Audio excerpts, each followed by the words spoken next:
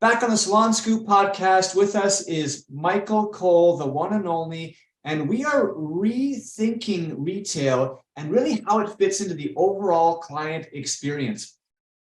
Talking to your client about salon retail has never been so vital to the overall client development and growing your income behind the chair. And in today's episode, we're going to delve into a lot of the whys and the hows of achieving it. So Michael, first of all, thanks so much for being here, with me today. Love getting on and chatting with you. I know that you're super passionate about this particular topic right now. Can you just sort of share like why this is so hot in your world right now? Yeah, retail is not front page news. We've been talking about it as long as I've been in the game, and as you can tell by just looking at me, I've been around it a long time. But if I'm going to be brutally honest, whenever we advocate, retail as part of the conversation, there's always going to be there's always been a percentage of the community, styles community. It's like, yeah. You just want me to sell this stuff because. And, in honesty, I'd go, okay, I get it. Good point. But we're at a place now that no, if you haven't made this part of your chairside manner, the implications, the natural consequences have never been bigger. And they implicate hairdressers in a very, very negative way. And I want to get into that conversation with you. Yeah, absolutely. I mean, it's very, very clear that the retail landscape has shifted dramatically in the last 3 years with the pandemic, and it continues to shift and change every single day. So, we're not here to just have a basic conversation about the importance of retail, blah, blah, blah. We're really going to get into some new stuff that's kind of critical in terms of how people perceive it. So that's what we're getting the scoop on today. Just very quickly, Michael, some of our listeners may not know who you are. I hope that's not the case, but you never know. So maybe if you could just kind of quickly give, some of our audience the quick snapshot of, your who you are, why you're here, why you're so, relevant, and I'll talk about why you're so important to the industry. Yeah, well, in a nutshell, graduated from beauty school in the mid 70s. I'll let your community do the math on that. Behind the chair, probably 10 years. The first half of that struggled because I didn't have what we all know we need to have. We need to not only be Jedis at hairdressing, we need to be Jedis at the business side of the art and how we serve people, and that there's a mental set. Didn't have any of that, struggled.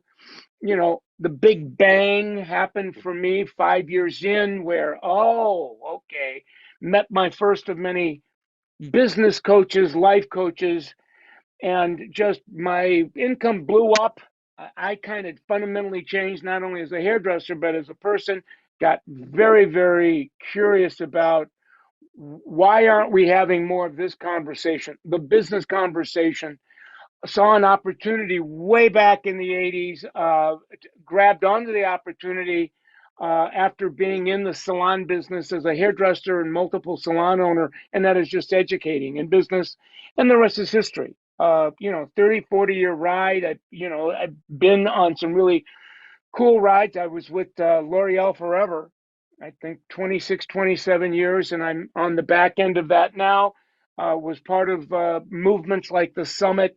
So it's been a real interesting and beautiful ride. And I'm like Michael Corleone, that every time I think I'm out, they pull me back in. There's always something interesting this conversation is one of 2 or 3 things I see going on in the beauty industry right now, and it's like I want to be part of this conversation because it's so cool. It's so profound.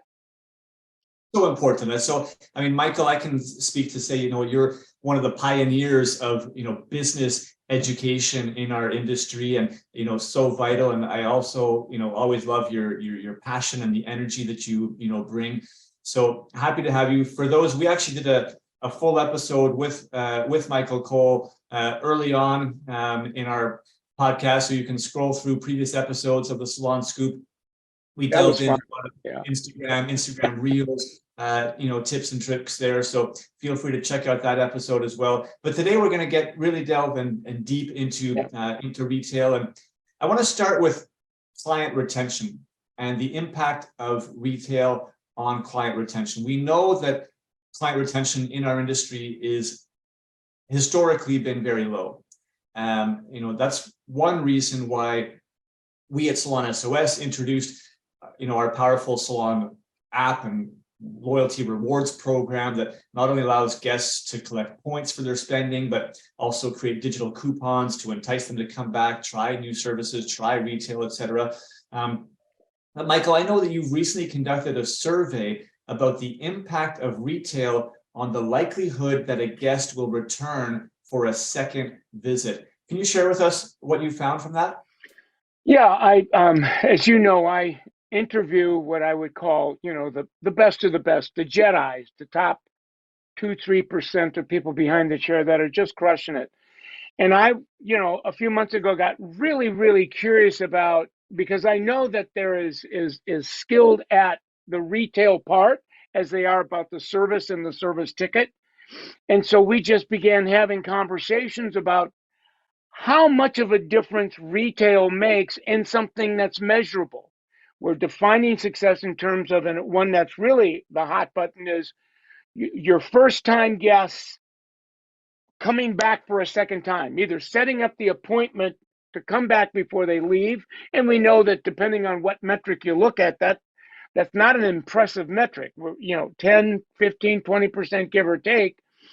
And I'm all of a sudden getting 50, 60% rebook. And you're a math guy. That's like, whoa, okay, what's going on there? And they're going, because I'm speaking for that community now. I've reimagined, I've rethought. I'm taking advantage not of people, but of the changes of the industry.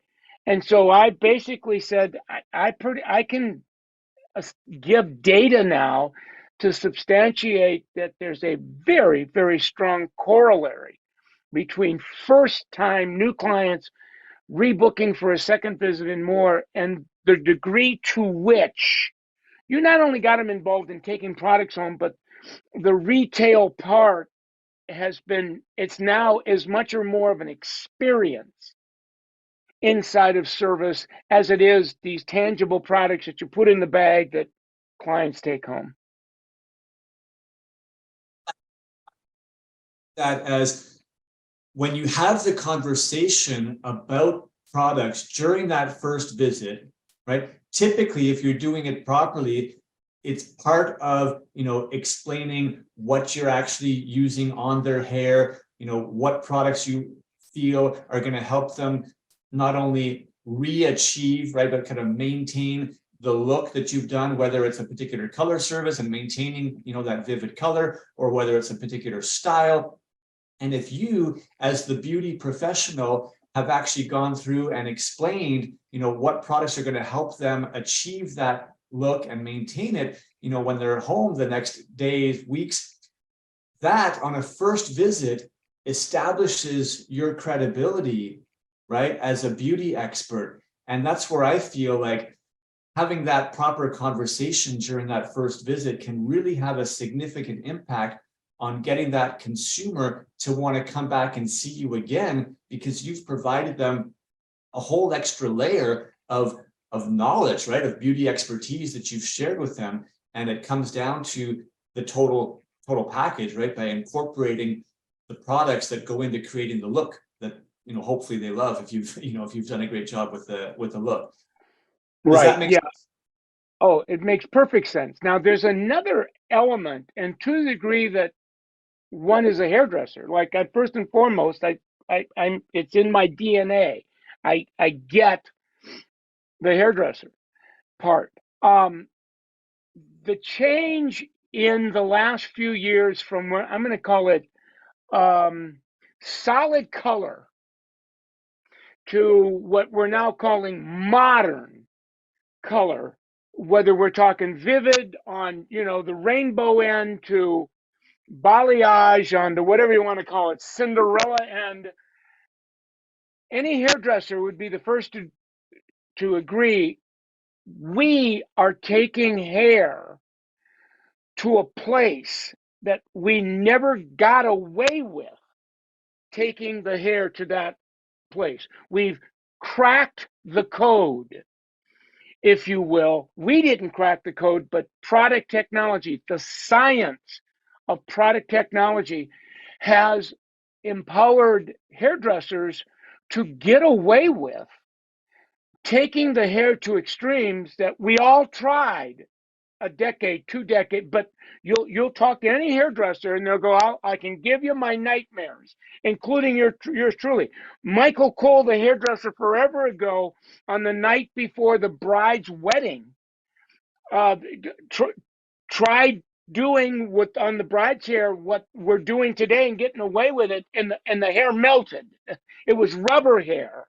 And I won't bore you with the detail, but had I had the technology then that we have now, it would be a matter of, okay, I'm going to put this on before we try to crack the code. I'm going to put that on after we've cracked the code, and magic, voila. I'm getting goosebumps now because I remember, and you look at that and you go, OMG, that my hat's off to product technology that would empower hairdressers to do to the hair what we're doing to the hair. And it's beautiful. You know, a balayage, we're now talking about extreme makeover, on the vivid end, the balayage end. But the new conversation, Scott, is a conversation between the hairdresser that has an appreciation for what they're able to do and what they did to this client's hair. And it's now, I'm going to educate you so that when you go home, I don't want to have you back in nightmare mode in a day or two. That you can't breathe now because you can't believe how beautiful your hair looks and feels and the extreme we took your hair. But you got to know 80-90% of why your hair looks the way it looks, why I was able to take your hair to the extreme, was tied to what we used on your, not by what I did. What I did was I took a piece of foil, I put some hair on it, and I did this, and then I folded. But we put things in your hair before and after surgery, and that allowed us to do what we did without your hair being rubber. And yeah, you're right. You make a great point about the technology and the advancements in the actual product technologies, and we cannot take that for granted. Right at the professional level, we also can't forget that in the world of choice for consumers, right, they still have choices of drugstore products, right? So we have to make sure that we continue to put the amazing product technologies of the professional products, right, on a pedestal, and that we communicate that properly so that consumers recognize the value, right, that not only comes from the technology and the products themselves, but your value in giving that expertise and showing them, how to use it, picking out the right products, right, for their hair condition, for their look, which they cannot get if they just stand in front of the wall of, hundreds of products in the drugstore, right? So we have to find a way to kind of change the narrative around this. And it seems like we've been having this conversation, though, Michael, in our industry about the importance of retail since, before the original Star Wars movie came out. And yet it still is an issue, right? Like, I believe that a lot of salon professionals still have this mental block, right? It's like, I'm not a salesperson. I don't want to be salesy. Oh, you know what? My clients don't buy retail products here. oh, I think the products are too expensive, for my clients. Whatever their current mindset block is, how can we change that, right? And I guess maybe why is it important that that mindset has to change as a first step? Yeah, as you were chatting with me, if I had somebody on the other side of me that was coming from the place, a hairdresser, that mindset, that narrative, one of the first things I'd ask them to take me to is your Instagram page or your TikTok page. I want to see, first of all, to what degree are you in the modern hair color conversation? And if I'm seeing it at all, I would say, look, my hope for you is you don't get sued for malpractice, right? Because if they're not going to use what you used, and I'm not talking about styling aids. I'm talking about a conditioning age, a conditioning regime, and we really can't even call it conditioning treatment. It's a transforming treatment. It's a it's a corrective treatment on steroids. It's taking hair from rubber state and taking it back to where it was before we took it to that extreme. It's like, where is your client going to get what you used if they're not going to get it from you? Like, if you're going to send them back and pick drugstore stuff, what is it that's in the drugstore that's going to come anywhere close to what you used? And you know what I'm speaking about. These product regimes now are $80 to $100 in a regime. Sounds like a lot of money until you compare it to the $300 to $400 or more. You were on the operating table for 3 hours. And we had 120, 130 foils there. We really did brain surgery to the 10th on you. So I don't think, to me, that doesn't sound like a sales pitch. That really sounds like I'm educating you to give you, and not just an understanding, but an appreciation of what we did with you and for you and how much we transformed your hair. But that comes with a responsibility on your behalf. I love you too much to not strongly encourage you. Get on what I used. And today you can actually, look at what those products are, and it becomes apparent that, wow, there's a breakthrough science in here, there's a breakthrough technology. And as I interviewed Jedis, they're telling me that in their language. I'm just kind of using Michael Cole geek speak with you, but their clients are very appreciative that, okay, I get it and I'm on it. And the experience of that conversation is, you're not your typical hairdresser. You are to hairdressing what a brain surgeon is to medicine.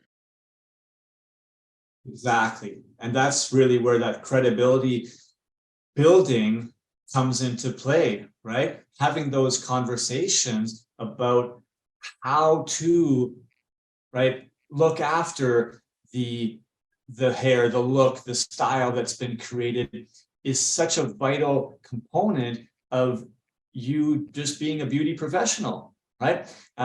So I think it comes down to just changing the conversation around this and understanding that it's purely education.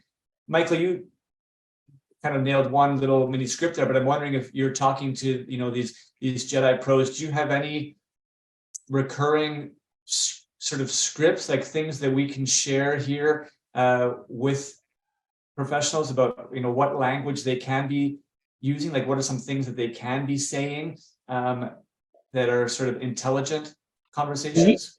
Yes, yeah, and I'll be, I was actually scrolling my grids as you were chatting, because that's what when I hear somebody, a Jedi talking, give me some language, give me some verbiage.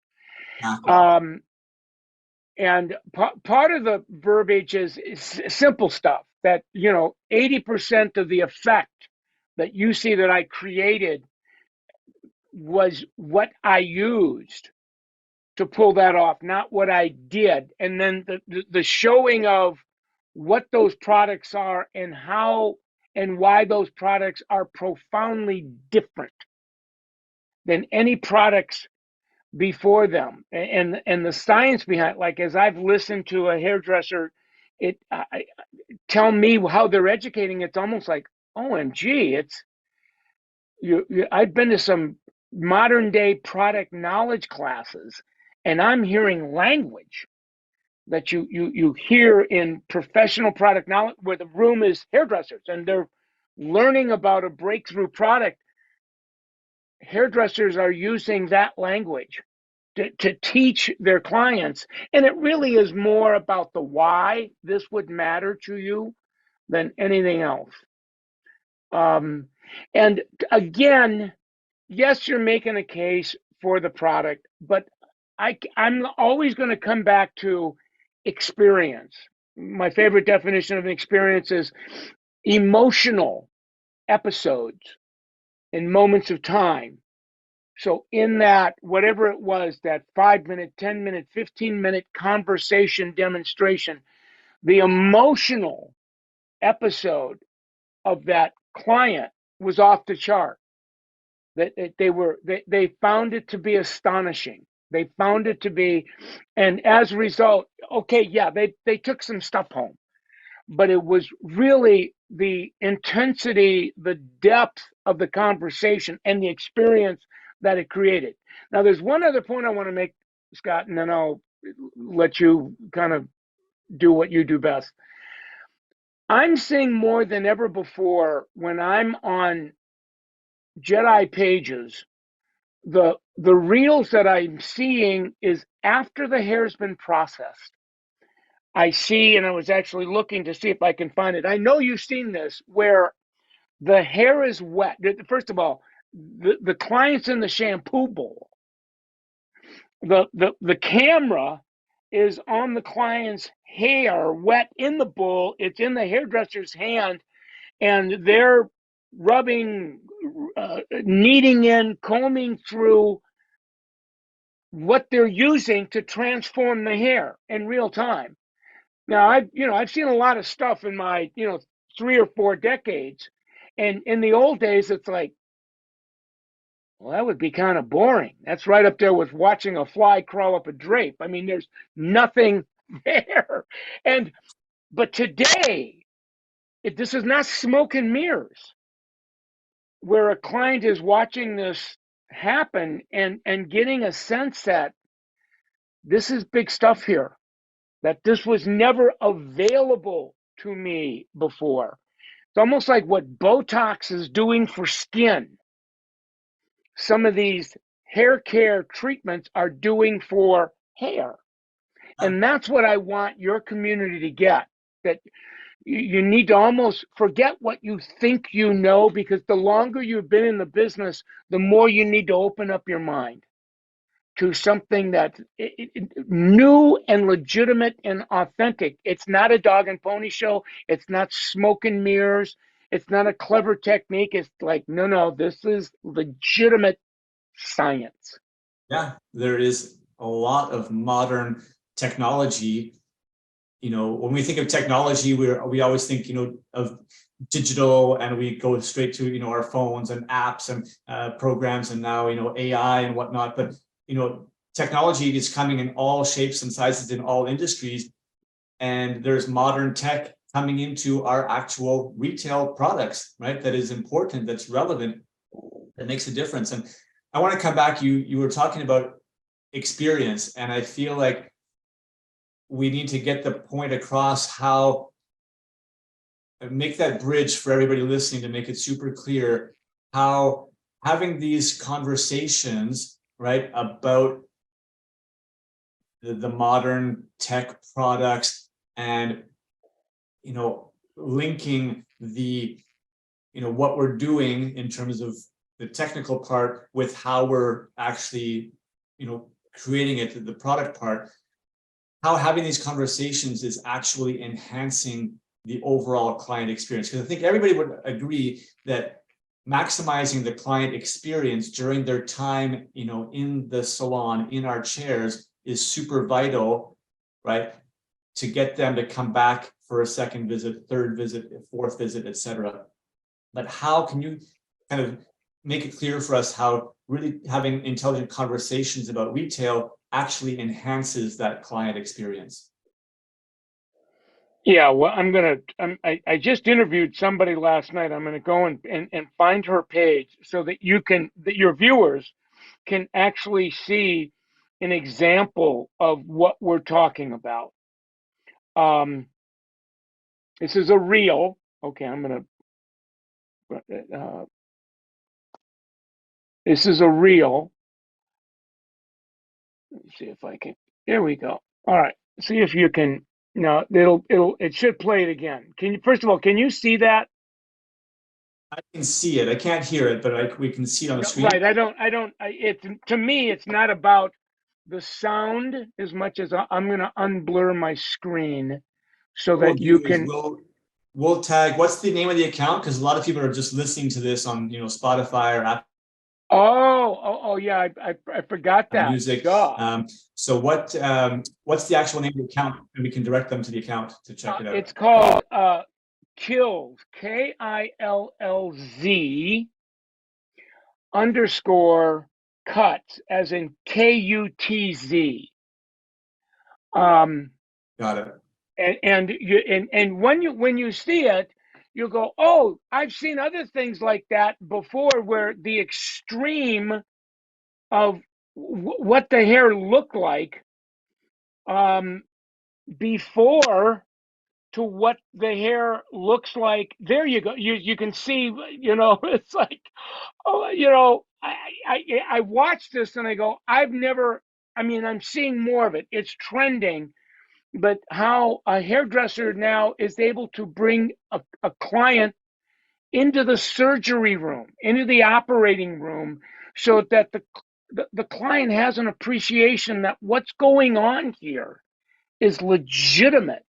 It's not a dog and pony show. It's not smoke and mirrors. It's like for real. And there's an experience in watching that, and even more of an experience to not only having it done on one's hair, but then looking and seeing, putting hands in the hair so you can feel the difference as well as look. My hair has never looked this way, is one thing, but my hair has never, ever felt this way. And it's almost like we're saying now, there's one thing when a client is having an experience. It's another when I can say to the client, this is as much about allowing your hair to have the experience. So it's okay. Wait a minute. Say that again, will you? This is self-care for your hair. You're bathing your hair. You're soaking your hair in something very unprecedented. Your hair has never had the opportunity to have an experience that is this transformational. Well, either you know what you're talking about, or you're a pathological liar. All right, at the end, let's look. You can look. You'll be able to see it in your hair, but also you're going to be able to feel it. And when that client is having that experience, that's when a hairdresser says, you have to know that what you're feeling and what you're seeing, 80% of that I created with what I used, not what you saw me doing. And if for you to continue to have the experience at home on your own that you're having now, you really, really need to get on this regime. Perfect. You couldn't have said it any better. I hope that people are really absorbing this, because it's really a completely new way of framing, right? Framing the conversation, framing the customer sort of expectation around this. And a lot of it, as you're, been alluding to, can also be, highlighted through your social media channels, through your Instagram, so that you can be kind of putting out some of these, reels, videos, tutorials that are speaking to all of this sort of Yeah. Yeah. The advanced other thing that you're, technology. It's really advanced, right? It's advanced oh, education, it's advanced technology, well, and we need yeah, to kind of keep. you're a vision. You know, we both, for whatever reasons, have this ironic capacity. I call it metaphorically to peek around the corner to see what's coming our way. Most salon owners or hairdressers, good, but they're going. First of all, I don't. Whatever you're able to do, I can't do that. But I've seen you peek around the corner enough and tell us what was coming, and I'll be damned that it came.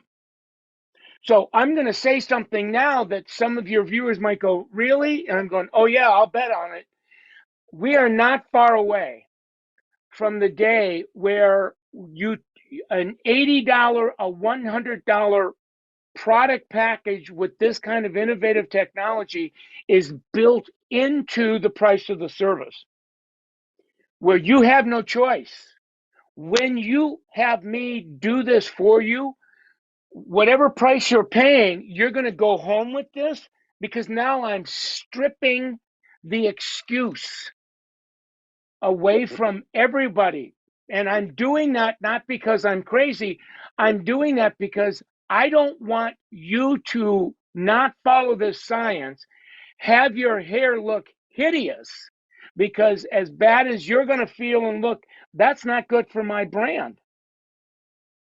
And I think I see, and I, there are people doing that now. It's just not trending. We're on the very, I would call it, beginning end of what I would call the early adopter, but that's coming because of what we're, how much we're cracking the code in the science of the hair. Yeah, I completely agree. It's like building in the, the warranty or the guarantee, of the service component into it, because otherwise I can't sell one without the other. It comes as a total package in order to deliver the result that I am, sort of guaranteeing as a hairdresser, as a salon professional. So love that, Michael. We got to put some proof to the pudding here. You talk to Jedis all the time who are masters already, right? And they are incorporating these conversations. So let's kind of compare some numbers quickly. What would you say when we look at an individual stylist? They have their service dollars that they, pull in, and they have their retail dollars that they pull in. The average stylist in our industry today, right? If we took the retail product sales and we divided it by their service sales, everybody, can do this calculation themselves. If you just figure out what your service dollars are and your retail dollars are, and you divide the retail into the service, what would you say was the average percentage today, retail to service? Well, I'm going to say, and I'm going to be very optimistic, 10 and probably south of 10%. I would definitely agree with that. Usually we throw around like 7 to 10%, sort of range. Okay, now tell us what the actual real people that you speak with on a regular basis who are incorporating, these conversations, who are incorporating these experiences for their clients, what are they seeing in terms of their retail to service percentages? Well, let's start with, first of all, the package, the service package for transformational hair color. 300, 400, and that's what's so exciting is now a hairdresser can have $1,000 day and only serve 2 people. Yeah, which is a whole different conversation in terms of wear and tear and stress and all that. If my next time you and I come together, we'll just geek out on that part. But the retail, if you go, okay, on a $400 service package, retail is going to be, conservatively speaking, $80. Probably, to be more realistic, $100. So what is 80 to 400, 100 to 400? That to me that looks like 20-25% give or take. So if you needed a metric on it, that's what it would be. And we're saying, look, somebody that a consumer that is willing to make that kind of service investment is open for another 80 to 100. They're going to do it. And I would say to any hairdresser that gets shortness of breath because oh my, the amount of money, I would say, my friend, I love you too much to strongly recommend for you. You need not sales coaching. You, my friend, need life coaching. You need life coaching. Find a life coach where through coaching you about life can boost up your esteem, confidence, where you see more worth in yourself, so that because the struggle here, frankly, is really a personal struggle with you. Now, life coaching is to the salon what psychotherapy is in our personal life. So I'm not going to use words that's too gritty. But a life coach in a nanosecond is going to help somebody that really doubts their own worth or struggles with guilt because it's like, okay, we need to correct that. That's the deeper problem here. And once we take that turd out of the punch bowl, I think you can feel less uncomfortable not only having the conversation with your client, but bringing your client to, I'm going to call it the land of milk and honey. I'm with you. It all starts, between those 6 inches between our ears. It's the mindset, and you have to get right with yourself and your mindset to be able to start having these conversations and believing, right, that you're having them for the right reasons, for the benefit of your client. This is not, as you said, so that I can just sell more retail products because so I can hit some targets or whatever. This is actually just extending, right, the client experience. It's doing your duty as a beauty professional, right, to actually educate the consumer about what you're doing, why you're doing it. I always, when I teach classes around this, I just ask them very simple questions, and I start with, are your customers using some form of product in their hair between their visits to the salon every 4 to 6 weeks? The answer inevitably is yes. Everybody's using some kind of shampoo, conditioner, some kind of styling product. Great. Okay. Next question. Did you use products on the customer's hair during their, 45 minutes to 3 hours that they were in the salon with you? The answer is obviously yes. Would it make sense that you tell the customer what products you used during that 45 minutes to 3 hours experience in order to help you achieve that look? And like you said, it's actually 80%, of the look is based on those products. So the answer is, yes, it makes complete sense to at least tell them, what you use. And at the very base, if you can get yourself to that level, right, it's like, okay, I should be at least telling them what I'm using and how it's actually impacting their hair. And that's the base, really, like that's all there is to it. And now utilizing, your wording and, creating it in a way that, talks about the technology and the experience for your hair. I love that you introduced that a lot, Mike. Well, you used a word that I think you were right on the bullseye. The word is mindset. We're not doing a mind transplant here, but a mindset transplant.